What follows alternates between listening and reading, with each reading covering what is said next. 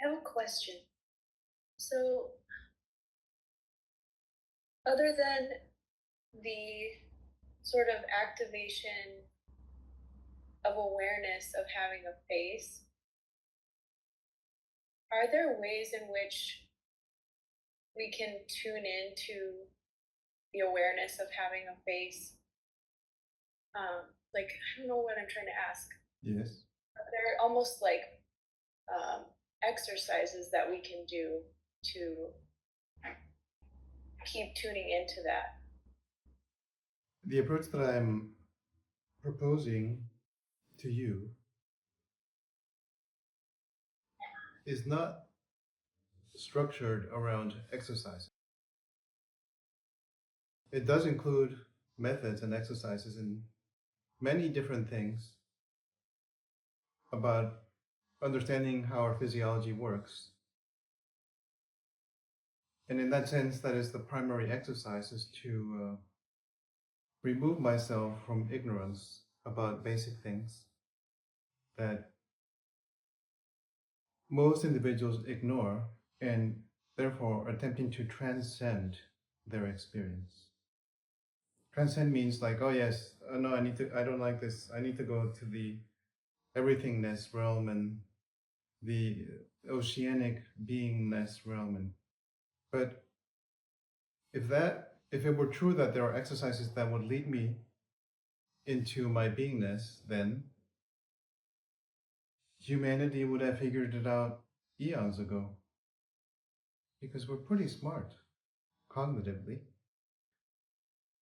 So the main proposal is consciousness is my reality. And to attend in my experience right now, it is simply the cessation, stopping, trying anything right now. Not later, now. And therefore allow myself to become open to myself, which is, you could say, I'm waiting in the wings. Of course, there's no waiting. I am always there. I'm never not there. And I allow myself to be with that. So, yes, there are many exercises, in other words, methods about attuning my face to the other parts of my body because there is a nervous system representation that connects different facial areas to different body areas. Sensory input from those areas in a similar way, that is one of them. But the main, you could say, method is to determine right now if I have a face. And for that, we use interoception, which is the experience of the even just the effect of gravity on the face, the head, the face, depending on our youth, the skin will fall more or less, onto the skull. And that is an experience of that. And of course, there's the aliveness of the face that has got neurons underneath it in the skin. And they are transmitting information that is constantly attempting to reach it so that I will know as a localized entity, as a person, as a mammal, oh, this is how I feel about myself right now.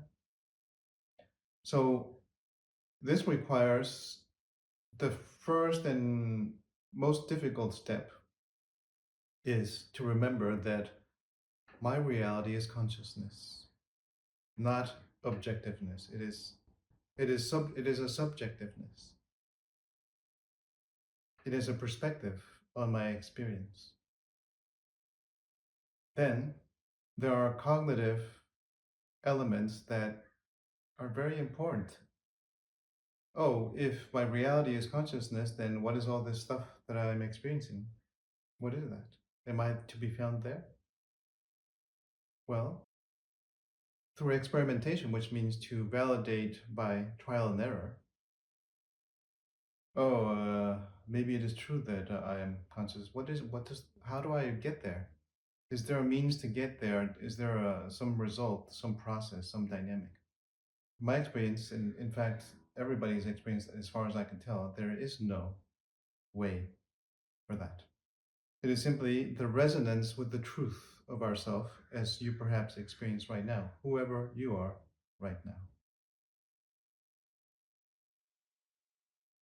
It is resonating with the truth of oneself in one's heart and allowing that resonance to reach my face.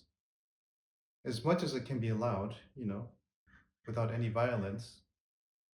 And then I can see, oh, it is wanting to happen. I just have been so busy stopping it. I'm afraid of it. The fear is to not really know who I am as an object. You see, our nervous system has been conditioned to safety, and for it, the greatest safety is to be objectified. Oh, that is you, that isn't me, there's the other. We are very clear. I'm an object, you are an object. We can have an object relationship. Objects want things from other objects. It's a transaction. But within consciousness, awareness, there is no such a division because there is no you and me. To the degree that I can experience this possibility right now in my heart, in my openness, in my non doingness, in my stoppingness, in my cessation, I can just rest and be. Yes. It is not a doing, it is a happening, you see. If I'm here, it must be because I already know what that is like. I have a taste of that. I recognize it, recognize, re see, re witness. Witness again. Again means that presumes I already knew it, right? How is that? From the personal perspective, that is a mystery.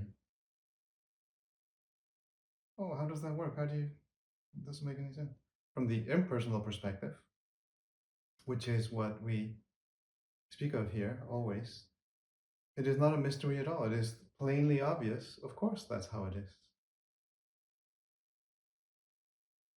It may contrast rather starkly with the experiences of others who do not share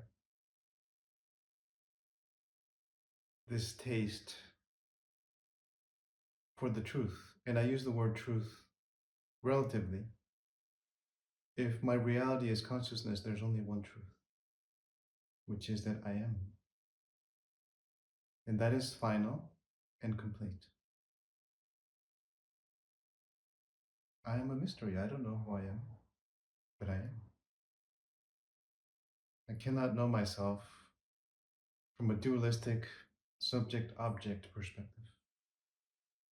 We render our experience, we as consciousness render our experience. That is what is happening. It is being rendered for us through these rendering devices that are incredible biological machines from which to perceive.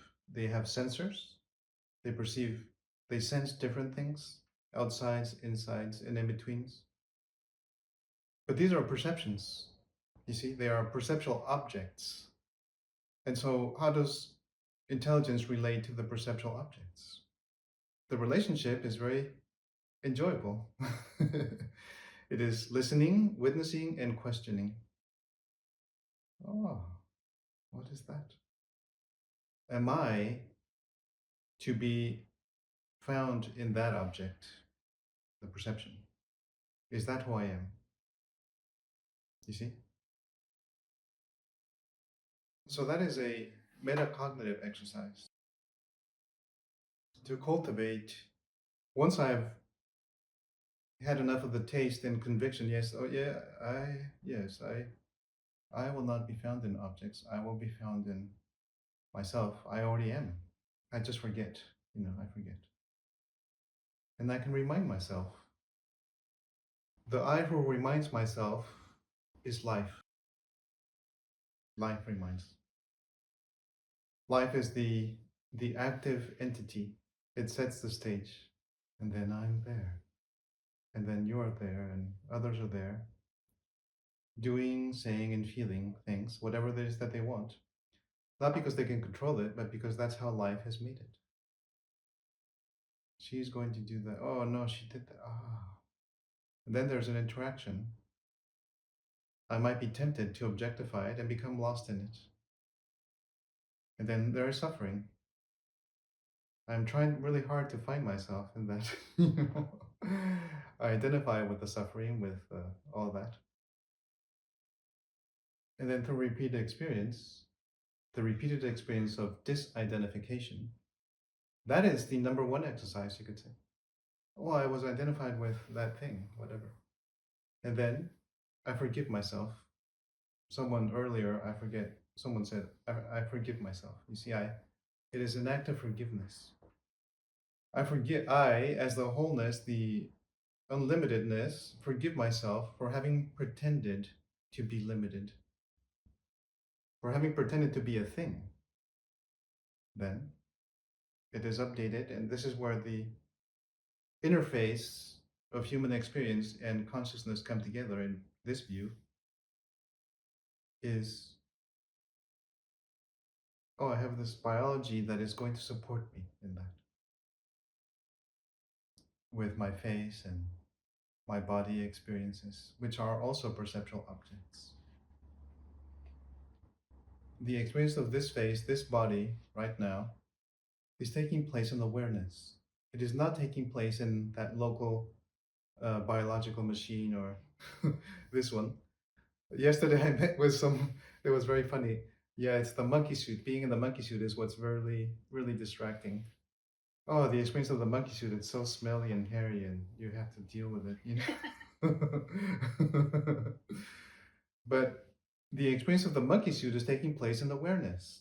You see, it is not taking place in the monkey suit. The monkey suit is just like a device that you put on to detect information of perceptual objects that would otherwise not be available in pure awareness. They're not available then.